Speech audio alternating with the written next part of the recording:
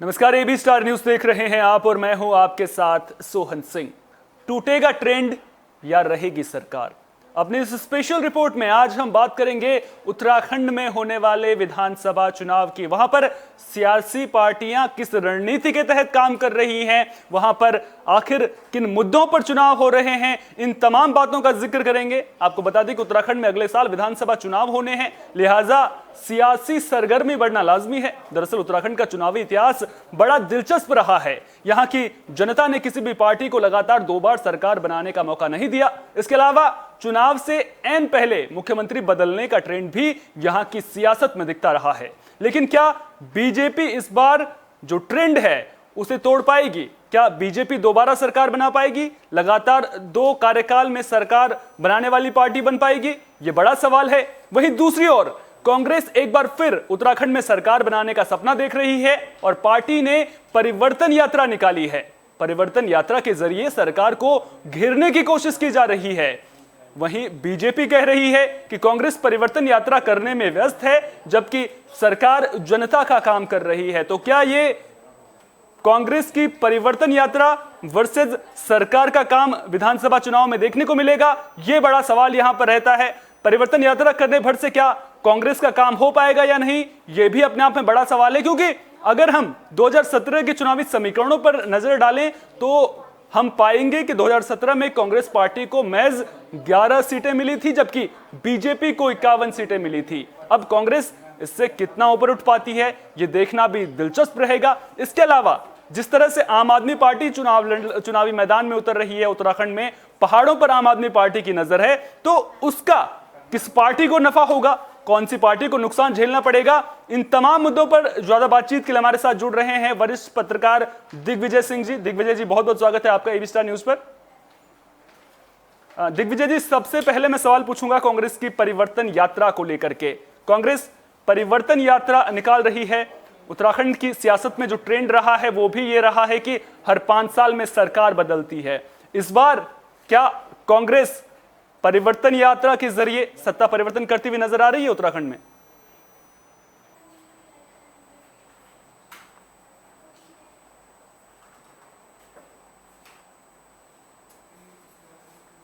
जी।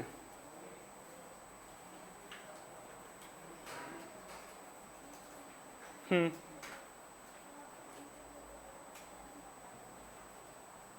हम्म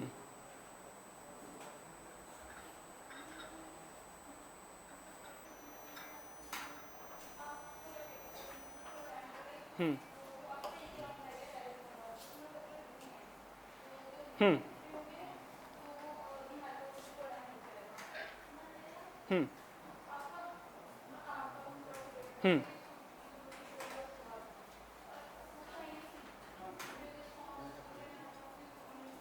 बिल्कुल। हम्म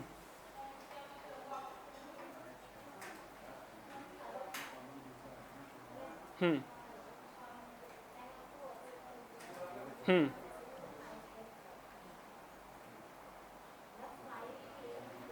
हम्म हम्म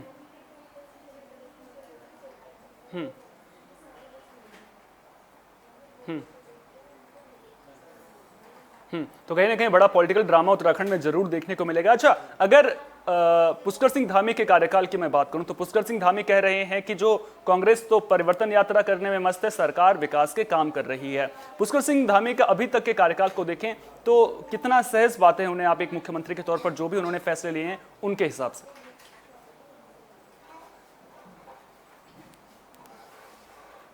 हम्म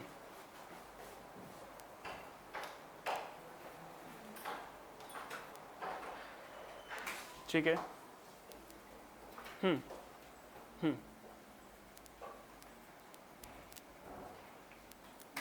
हम्म हम्म हम्म हम्म हम्म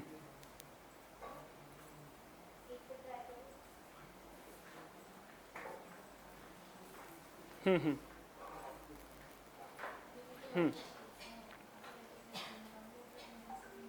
हम्म हम्म।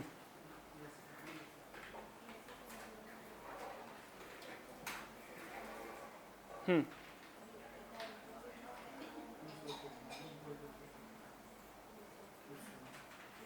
हम्म।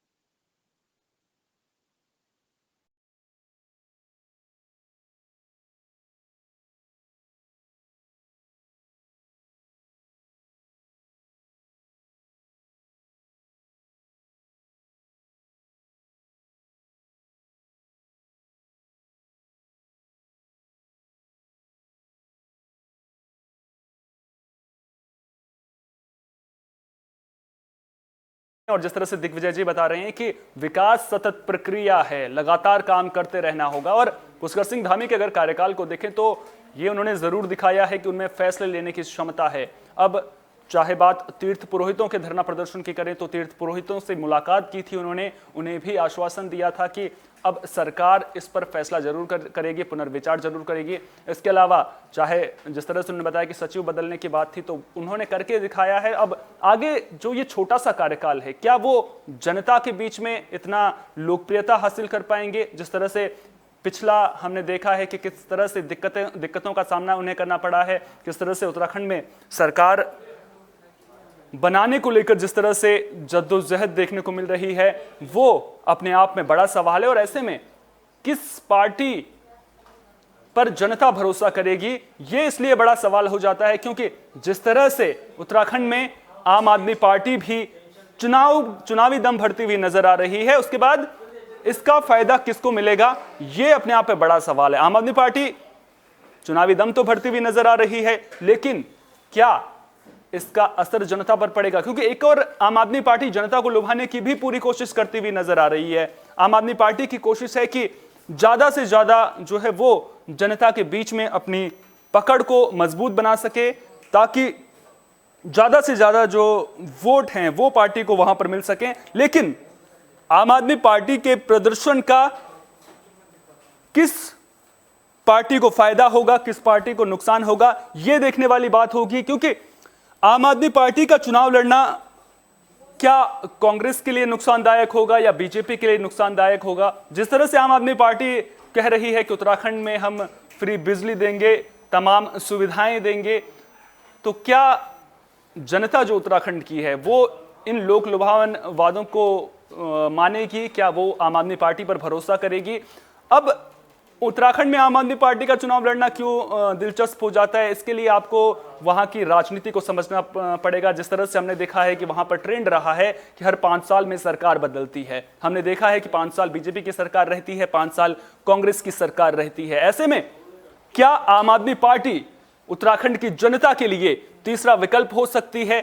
क्या आम आदमी पार्टी इतने विधायक वहां पर आम आदमी पार्टी के चुनकर आ सकते हैं कि वो सरकार बना पाए? या फिर अगर कोई भी पार्टी बहुमत हासिल नहीं कर पाती है इस त्रिकोणीय मुकाबले की वजह से, जिस तरह का त्रिकोणीय मुकाबला उत्तराखंड में देखने को मिल रहा है, तो क्या आम आदमी पार्टी सरकार बनाने में अपनी भूमिका अदा कर पाएगी? क्या इतने विधायक वहां पर उनके चुनाव जीत कर आएंगे? ये अपने आप में बड़ा सवाल है। अगर उत्तराखंड की सियासत को समझे, वहां पर विकास के मुद्दों को लेकर के देखें, तो तमाम वो चीजें हैं जो पहाड़ के लोग होते हैं, उनकी पीड़ा को अगर समझने की कोशिश करें, जिस तरह से आम आदमी पार्टी कह रही है कि हम बिजली इतने यूनिट बिजली फ्री देंगे, तो क्या उत्तराखंड की जनता को भी फ्री बिजली की जरूरत है? क्या आम आदमी पार्टी जो दिल्ली मॉडल को लेकर के बात आम आदमी पार्टी करती है, क्या उसकी तर्ज पर उत्तराखंड में भी पार्टी चुनाव जीत पाएगी? ये अपने आप में बड़ा सवाल है। दूसरी ओर अगर बीजेपी की बात करी, उत्तराखंड में शिक्षा हमेशा से बड़ा मुद्दा रहा है, रोजगार बड़ा मुद्दा रहा है, पलायन बड़ा मुद्दा रहा है। बात शिक्षा के क्षेत्र की करें तो ऐसा नहीं है कि सरकार काम नहीं कर रही है। सरकार ने बाकायदा उत्कृष्ट विद्यालय योजना चलाई है, जिसके तहत सरकारी स्कूलों का जो है वो उनमें विकास की बयार देखने को मिल रही है। वहां पर भी इंग्लिश मीडियम की तर्ज पर पढ़ाई देने की कोशिश की जा रही है ताकि उत्तराखंड के बच्चे शिक्षित हो सकें। क्योंकि ये शिक्षा का मुद्दा मैं इसलिए उठा रहा हूं क्योंकि जो दूसरी पार्टियां हैं वो लगातार ये सवाल उठाती रहती हैं कि उत्तराखंड में शिक्षा का स्तर जो है वो सही नहीं है, सरकारी स्कूलों में शिक्षा का स्तर बढ़िया नहीं है, तो क्या जो उत्तराखंड के छात्र हैं, जो बच्चे हैं, जो माता पिता हैं, क्या वो तो शिक्षा का मुद्दा बड़ा रहा है। इसके अलावा पलायन का मुद्दा बड़ा वहां पर देखने को मिलता है कि क्या पलायन पर रोक कैसे लगेगी, वो भी अपने आप में बड़ा सवाल है। तमाम पार्टियां आती हैं, वादे करती हैं, दावे करती हैं कि रोजगार देंगे, लेकिन क्या वहां पर ऐसी भौगोलिक परिस्थितियां हैं कि वहां पर आप उद्योग धंधे लगा सकते हैं, ये भी अपने आप में बड़ा सवाल है।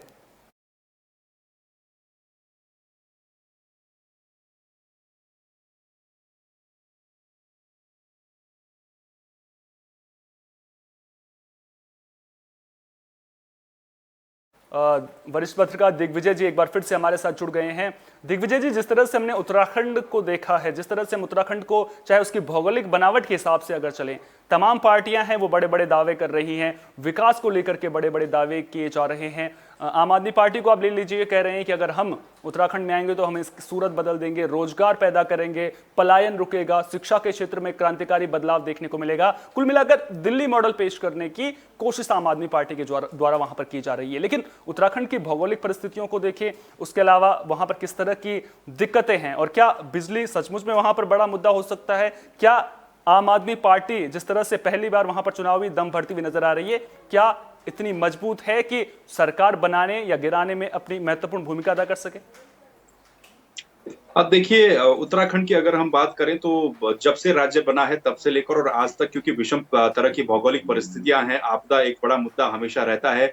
कई तरह के मुद्दे हैं जिनमें पलायन सबसे बड़ा मुद्दा उत्तराखंड में कहा जाता है, जिस पर कई चुनाव लड़े गए, लेकिन उसके बावजूद भी पलायन अभी भी प्रदेश में चल ही रहा है। रोजगार एक बड़ा मुद्दा है। बिजली का, जैसा कि आपने कहा, काफी पहले से ही बिजली का और पानी का, कई जगहों पर पानी की भी समस्या, इस तरह के बड़े मुद्दे हैं। लेकिन इस बार इस बिजली के मुद्दे को जो एक जिसे कहा जाता कि जा सकता है कि सुर्खियों में लाने का जो काम किया आम आदमी पार्टी ने किया है। हालांकि सबसे पहले ये बयान जब आया था तो सरकार के मंत्री हरक सिंह रावत ने बयान दिया था, उन्होंने 100 यूनिट फ्री बिजली देने की घोषणा की थी, और उसके बाद आम आदमी पार्टी ने मौका देखते ही इस मुद्दे को लपक लिया और फिर दिल्ली मॉडल सामने रख दिया कि भाई हम वहां पर इतने यूनिट दे रहे हैं, तो उत्तराखंड जहां पर डैम्स हैं, तरह तरह की चीजें हैं, तो यहाँ पर तो हमें 300 यूनिट बिजली फ्री देनी चाहिए। अब ये मुद्दा जनता के बीच में कितना असरदार रहेगा, क्योंकि देखिए आम आदमी पार्टी इस मुद्दे को उठा तो जरूर रही है, लेकिन सवाल ये भी है कि पहली बार आम आदमी पार्टी प्रदेश में चुनाव लड़ने जा रही है, और क्योंकि आम आदमी पार्टी के पास कर्नल अजय कोठियाल इस वक्त एक बड़े चेहरे हैं। लेकिन इसके अलावा अगर देखें, हम वो भी आर्मी में थे, उसके बाद अब नए नए सियासत में आ रहे हैं। ऐसा कोई सियासी बड़ा चेहरा फिलहाल आम आदमी पार्टी के पास उत्तराखंड में नहीं है जिसका कि एक अपना वजूद हो, अपना एक इम्पैक्ट हो। वो अगर उस बात को बोले तो उसका असर ज्यादा रहेगा।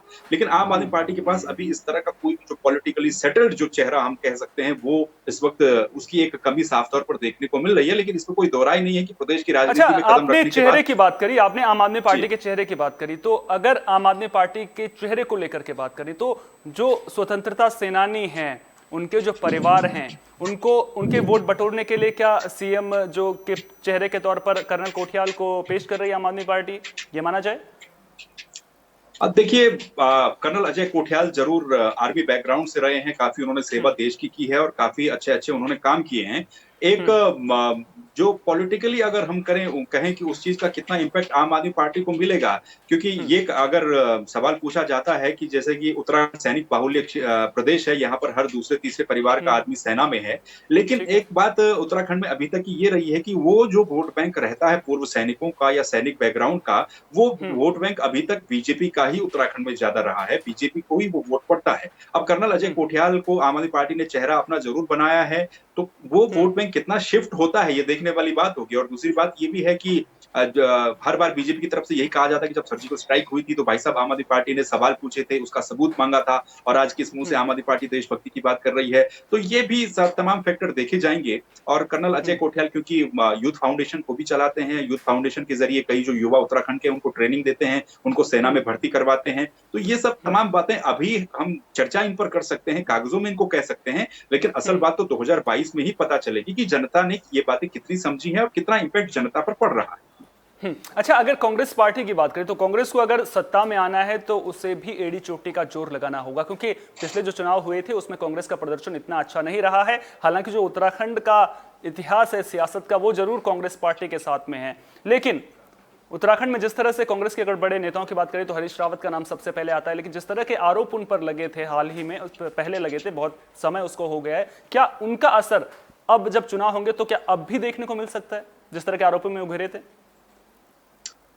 देखिए, कांग्रेस पार्टी का जहां तक सवाल है तो कांग्रेस पार्टी के लिए सिर्फ उत्तराखंड में ही नहीं बल्कि पूरे देश में ये खुद का आत्मचिंतन करने की इस वक्त आवश्यकता है, जिस तरह की स्थिति कांग्रेस पार्टी की है। और उत्तराखंड में तो देखिए, आम आदमी पार्टी के आने के बाद सिर्फ आम आदमी पार्टी का ही सवाल नहीं हो जाता, सवाल ये भी हो जाता है कि फिर कांग्रेस का क्या होगा। क्योंकि अगर उसके बाद 2022 में वोट बंटते हैं तो वोट किसके बटेंगे? क्या बीजेपी के बटेंगे या फिर कांग्रेस के बटेंगे? और कांग्रेस तो पिछले चुनाव में ही 11 सीटों पर आ गई है। कांग्रेस को खुद के अंदर भी इस वक्त देखना चाहिए कितने धड़े बने हुए हैं। जब हालांकि परिवर्तन यात्रा कांग्रेस निकाल जरूर रही है, लेकिन उसी परिवर्तन यात्रा में हरीश रावत के समर्थक और रणजीत रावत जो कि कार्यकारी अध्यक्ष बने हैं, उनके समर्थक आपस में भिड़ जाते हैं। प्रीतम सिंह जो नेता प्रतिपक्ष इस वक्त हैं, पहले कांग्रेस के अध्यक्ष थे, वो कुछ बयान देते हैं तो हरीश रावत कुछ और बयान देते हैं। तो ये खेमेबाजी कांग्रेस को अपने अंदर से हटानी होगी अगर कांग्रेस चाहती कि 2022 में वो प्रदर्शन प्रदेश के अंदर करे। एक काफी अच्छा मौका उनके पास हो सकता था, क्योंकि जिस तरह से 3 मुख्यमंत्री बदले हैं और कामकाज को लेकर भी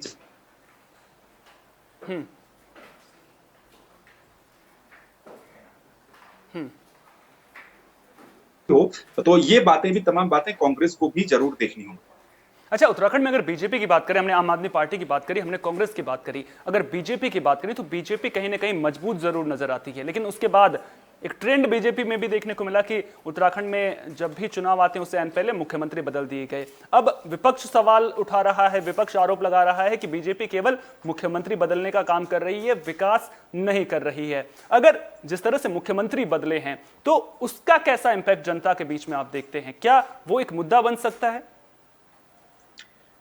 देखिए, ये जहां तक मुख्यमंत्री बदलने का सवाल है तो विपक्ष अपनी तरफ से चाहे कितनी भी बातें कर ले, कितने भी सवाल उठा ले, लेकिन क्या वो जनता को इस बात को लेकर मना पा रहा है कि बीजेपी ने जो मुख्यमंत्री बदले हैं वो गलत किया है? क्या जनता विपक्ष की बात को सुन पा रही है? क्या जनता तक विपक्ष बात पहुंचा पा रहा है? पहली बात तो ये बनती है। और जहां तक मुख्यमंत्री बदलने का सवाल है तो जब 2017 में चुनाव बीजेपी जीती थी तो 57 सीटें आई थी, और 57 सीटें कोई छोटा मोटा आंकड़ा नहीं है। प्रदेश में इतना प्रचंड बहुमत किसी को नहीं मिला। उसके बावजूद भी अगर आपका कोई मुख्यमंत्री 5 साल का कार्यकाल पूरा नहीं कर पा रहा है तो ये तो कहीं ना कहीं साफ तौर पर जाहिर होता है कि या तो पार्टी के अंदर ठीक ठाक सब कुछ नहीं चल रहा था, या फिर सरकार ठीक ठाक नहीं चल रही थी, या फिर काम नहीं हो रहे थे। उसके बाद आप मुख्यमंत्री एक बार फिर से बदल देते हैं। चुनाव से ऐन पहले 1 साल का वक्त बचा हुआ था, तीरथ सिंह रावत को बनाते हैं, सांसद थे।